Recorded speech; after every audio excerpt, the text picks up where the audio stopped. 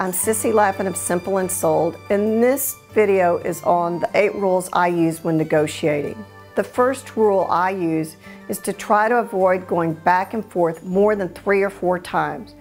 Generally, each round of negotiation takes on a very specific tone, and with each round getting more contentious. Well, in the first round, the buyer and seller are thinking about the home. The second round, they stop thinking about the home and start thinking about the money. In the third round, they stop thinking about the home and they start thinking about the money and the deal itself. And that's when resentment sets in. After the third round of going back and forth, egos enter into the picture and things get personal. Don't let negotiations progress to this point where things get personal. Rule number 2, stay focused on the goal of completing the sale. Never let the seller's emotional or personality distract you from your goals. Stay calm, be gracious, just as you would in business negotiations. You already have a huge advantage because you're buying directly and you only have 2 people's agenda to keep in mind, yours and the seller's. Both of your end goals are the same here. Rule number 3, get everything in writing. Having the seller put their counter offer in writing ensures that you're both serious. Don't accept verbal counter offers. They are fraught with potential misunderstandings, misinterpretations, and omissions.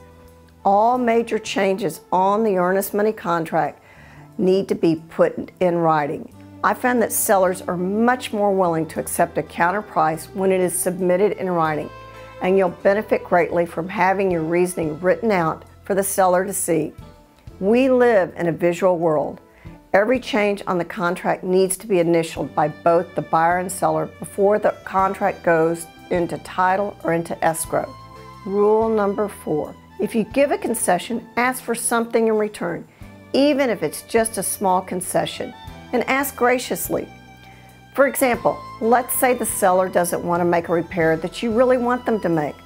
Well, then you're in a position to accept the house maybe if they leave the window treatments. You shouldn't let the seller make demand after demand without making a few of your own, even if they're very small concessions. Rule number 5, and this is an important one, never gloat or talk about your sale in details with others. Keep everything confidential until at closing. Talking too much can shut your deal down completely. What if your neighbor hears about your offer and puts in another offer that's maybe a little bit more than yours? Or what if you're a seller and you put your house on the market and you brag about the contract you got, and then your seller decides to sell theirs and maybe they put it on a couple of $1,000s less than yours? Your house could still be under option period, and guess what? Your buyer goes down the street and buys your neighbor's. Rule number 6, when you come across something on the contract that you want to counter, mark it and go back to it. You need to take in the sum total of the contract before you think about starting to counter. If the rest of the contract is great, you can probably live with that 1 or 2 small thing that you were thinking about countering. Rule number 7, avoid the words no and never. They create a negative atmosphere in negotiating. Negative words make buyers think you're shutting the door. You know what? Try something like, that doesn't work for us, but this does. It sets the tone to be a positive tone. Rule number 8, and this is an important rule, always counter a contract within 24 hours and preferably within 12 hours. You want to keep the enthusiasm in the negotiations. The ultimate deal killer is procrastination. After 48 hours, the offer is typically null and void in both the seller and the buyer's mind.